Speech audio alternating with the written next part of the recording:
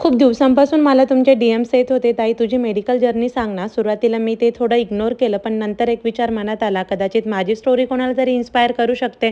म्हणून आज फायनली मी तुमच्यासोबत माझी मेडिकल जर्नी शेअर करणार आहे. पण त्याआधी ना थोडंसं माझ्या शॉप सुरू होण्याआधीचं आयुष्य सांगते. 11वी-12वी पूर्ण झाली, पण करिअर गायडन्स काहीच नव्हता. कुठे जायचं, काय करायचं काहीच क्लॅरिटी नव्हती. पण माझी गुड्डी दीदी फार्मसी करत होती, म्हणून मी पण फार्मसी करायचं ठरवलं. मग मी एस-एस-डी-जे कॉलेज ऑफ फार्मसीमध्ये ॲडमिशन घेतलं. पहिलं वर्ष खूप कठीण गेलं. हॉस्टेल लाईफ अजिबात जमत नव्हती. फार्मसीसुद्धा अवघड वाटत होती.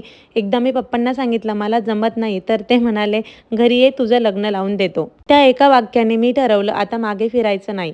आणि त्यानंतर जमत नाही किंवा अवघड आहे हे शब्द मी कधी वापरलेच नाहीत. मेहनत केली आणि शेवटी 4 वर्षांनी फर्स्ट क्लासमध्ये माझी डिग्री पूर्ण झाली. आणि गावाकडे एक प्रथाच आहे जणू, मुलीचं शिक्षण पूर्ण झालं की लगेच लग्न. पण नशिबाने ना माझ्यासाठी काहीतरी वेगळंच ठेवलं होतं. काय ते मी उद्याच्या व्लॉगमध्ये सांगते. चलो बाय.